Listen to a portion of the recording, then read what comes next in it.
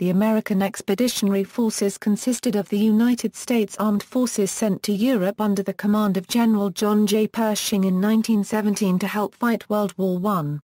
During the United States campaigns in World War I, the AEF fought in France alongside French and British Allied forces in the last year of the war, against German forces.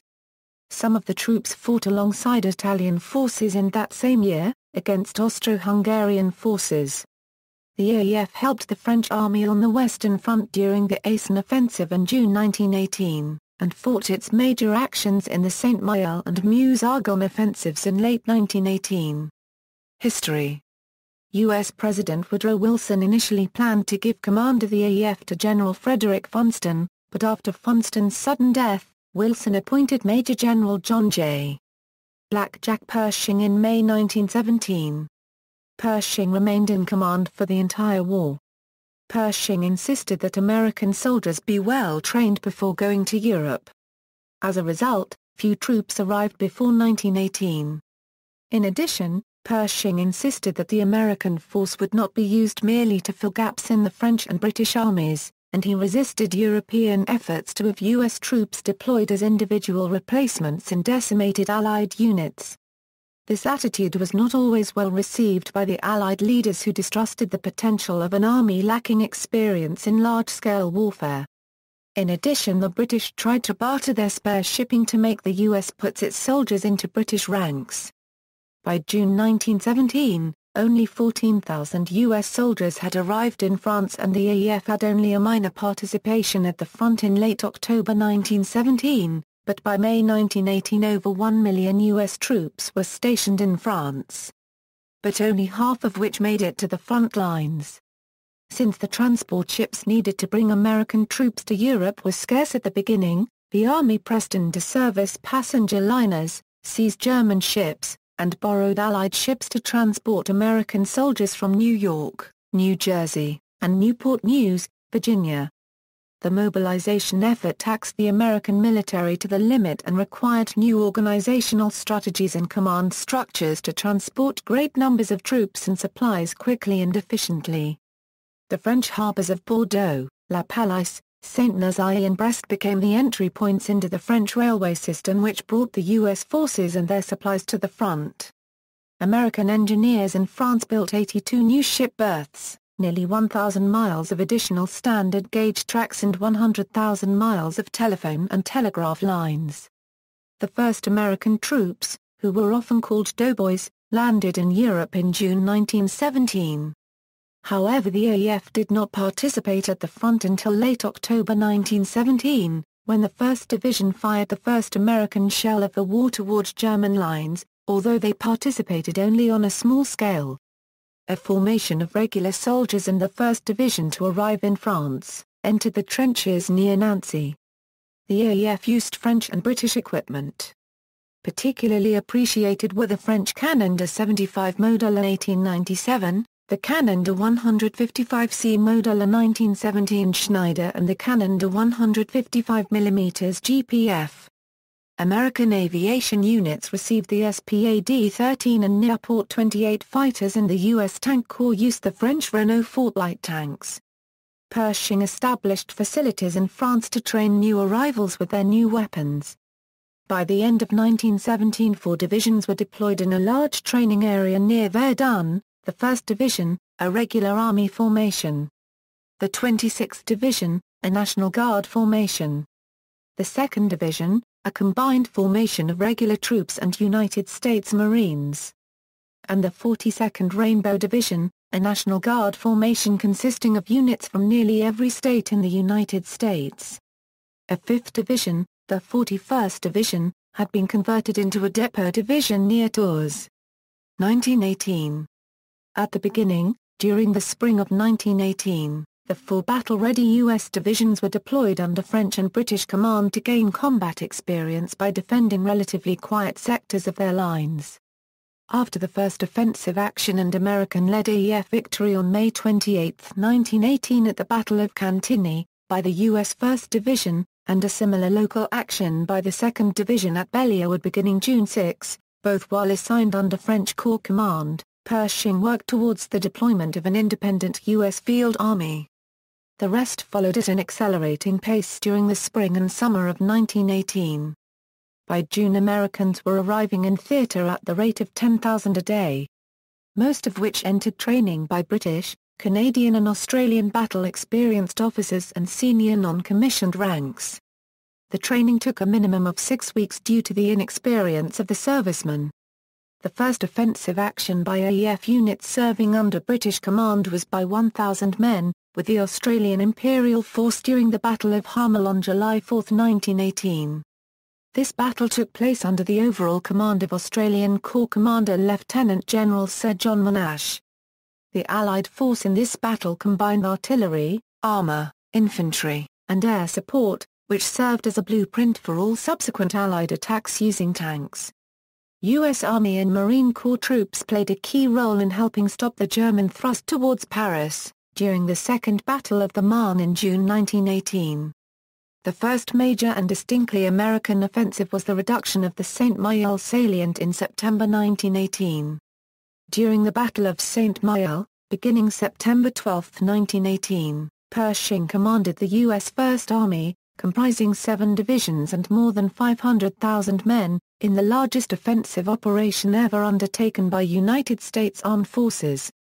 This successful offensive was followed by the Meuse-Argonne Offensive, lasting from September 26 to November 11, 1918, during which Pershing commanded more than 1 million American and French combatants. In these 2 military operations, Allied forces recovered more than 200 sqmi of French territory from the German army. By the time the armistice had suspended all combat on November 11, 1918, the American Expeditionary Forces had evolved into a modern, combat-tested army. Late in the war, American units ultimately fought in 2 other theaters at the request of European powers. Pershing sent troops of the 332nd Infantry to Italy, and President Wilson agreed to send troops, the 27th and 339th Infantry Regiments, to Russia. These latter 2 were known as the American Expeditionary Force Siberia, and the American Expeditionary Force North Russia. Casualties equals. The AEF sustained about 320,000 casualties, 53,402 battle deaths, 63,114 non-combat deaths and 204,000 wounded.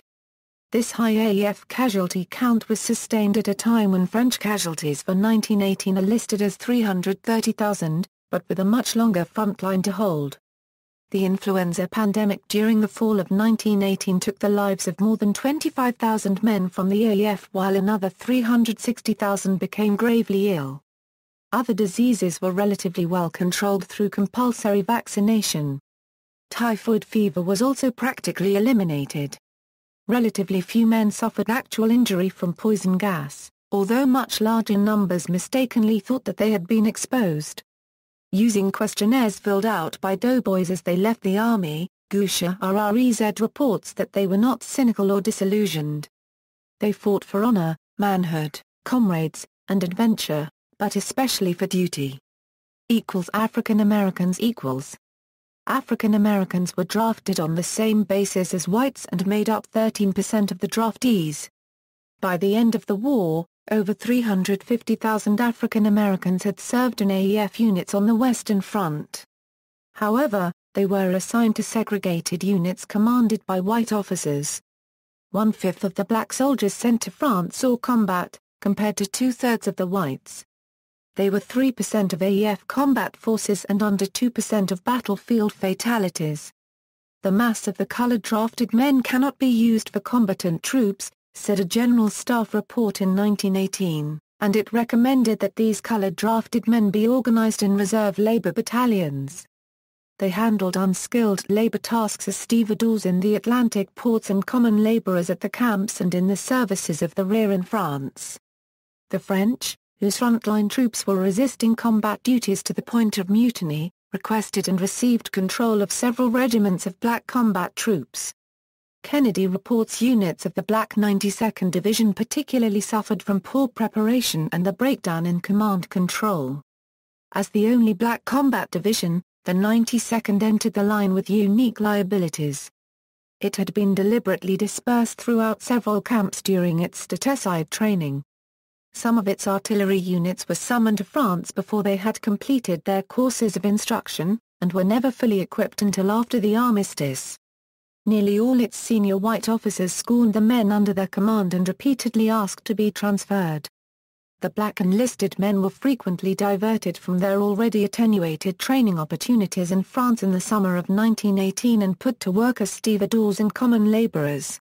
The 369th, 370th, 371st, and 372nd Infantry Regiments served with distinction under French command with French colonial units in frontline combat. The French did not harbor the same levels of disdain based on skin color, and for many Americans of an African American descent it was a liberating and refreshing experience. These African American soldiers wore American uniforms, some dating from the time of the Union Army, with French helmets, and were armed with French Model 1907/15 8mm Lebel Berthier rifles manufactured by Remington Arms rather than the M1903 Springfield or M1917 Enfield rifles issued to most American soldiers. One of the most distinguished units was the 369th Infantry Regiment, known as the Harlem Hellfighters. The 369th was on the front lines for 6 months, longer than any other African American regiment in the war. 171 members of the 369th were awarded the Legion of Merit. One member of the 369th, Sergeant Henry Lincoln Johnson, was awarded the French Croix de Guerre, and posthumously the Medal of Honor. See also, Fort Omaha Balloon School, United States Home Front during World War I. American Expeditionary Forces on the Western Front Order of Battle. Notes. Further reading, Ayres, Leonard P., The War with Germany, A Statistical Summary Government Printing Office, 1919 Full text online, Barbeau, Arthur E. and Florette Henry, The Unknown Soldiers, Black American Troops in World War I, Beaver, Daniel R. Newton D. Baker and the American War Effort, 1917–1919, Chambers, John W., 2. To Raise an Army, The Draft Comes to Modern America, Kaufman, Edward M. The War to End All Wars, The American Military Experience in World War I. The Standard History. ISBN, Cook, James J., The Rainbow Division in the Great War, 1917–1919 Praeger Publishers, D'Alessandro, Robert J. and D'Alessandro, Rebecca S. American Lions, the 332nd Infantry Regiment in World War I. D'Alessandro, Robert J., and Knapp, Michael G., Organization and Insignia of the American Expeditionary Forces, 1917–1923 The best single volume on AEF unit organization. D'Alessandro, Robert J. and Gerald Torrance, Willing Patriots, Men of Color in the First World War, Davenport, Matthew J. First Over There, The Attack on Cantigny America's First Battle of World War I, Friedel, Frank. Over There, Well Illustrated, Gros Television. Mark E. Doctrine Under Trial, American Artillery Employment in World War I. ISBN 0-313-31171-4, Hallers, James H. Doughboy War, The American Expeditionary Force in World War I, Heller Charles E. Chemical Warfare in World War I. The American Experience, 1917–1918. Fort Leavenworth, Kansas Combat Studies Institute, 1984. Holly, I.B. Ideas and Weapons, Exploitation of the Aerial Weapon by the United States During World War I, 1983, Howarth, Stephen. To Shining Sea, A History of the United States Navy, 1775–1991, Hurley, Alfred F. Billy Mitchell, Crusader for Air Power, James, D. Clayton. The Years of MacArthur, I, 1880–1941. Johnson. Herbert A. Wingless Eagle, U.S. Army Aviation Through World War I. University of North Carolina Press, Kennedy, David M. Overhere, The First World War and American Society, Coystein, Paul. Mobilizing for Modern War, The Political Economy of American Warfare, 1865–1919, Lengel, Edward G. To Conquer Hell. New York, Henry Holt. ISBN 8050-7931-9. Lengel, Edward G., ed. A Companion to the Meuse-Argonne Campaign XI, 537 pp. Millett, Alan Reed. Semper Fidelis, The History of the United States Marine Corps, Pershing, John J. Pershing, My Experiences in the World War, Smythe, Donald. Pershing, General of the Armies, Van Els, Mark D. America and World War I, A Traveler's Guide. Trask, David F. The United States and the Supreme War Council, American War Aims and Inter-Allied Strategy, 1917–1918, Benzon, uned. The United States and the First World War, An Encyclopedia, Wilson Dale E. Treatham Ruff, The Birth of American Armor, 1917–1920 Presidio Press, 1989. Woodward, David of the American Army in the First World War 484 pp. Online review, Yockelson, Mitchell A Borrowed Soldiers, Americans Under British Command, 1918. Foreword by John S. D. Eisenhower. University of Oklahoma Press. ISBN 978-0-8061-3919-7. Ziegler, Susan. In Uncle Sam's Service, Women Workers with the American Expeditionary Force, 1917–1919.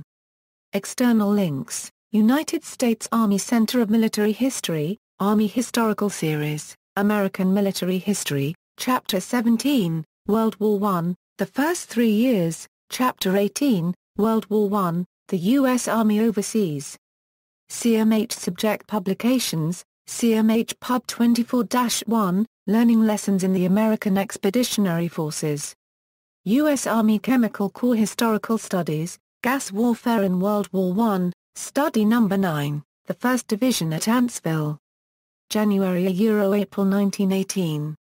American Battle Monuments Commission Publications, 82D Division, Summary of Operations in the World War, 92D Division, Summary of Operations in the World War, 93D Division, Summary of Operations in the World War.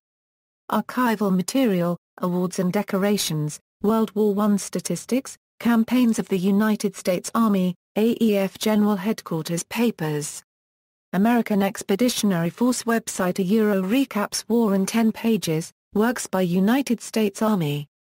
American Expeditionary Forces at Project Gutenberg, works by or about American Expeditionary Forces at Internet Archive, works by American Expeditionary Forces at LibriVox, WWI Service Questionnaires at Gettysburg College, World War I, Soldiers Remembered, Washington State Library and Washington State Archives, The American Expeditionary Force in World War I. Edith M. Folstick AEF Collections and Writings, Hoover Institution Archives, Collection Name, Folstick, Edith M. Died 1972, Collector, Edith M. Folstick Collection, 1918–1975, AEF Letters, Diaries, Photos.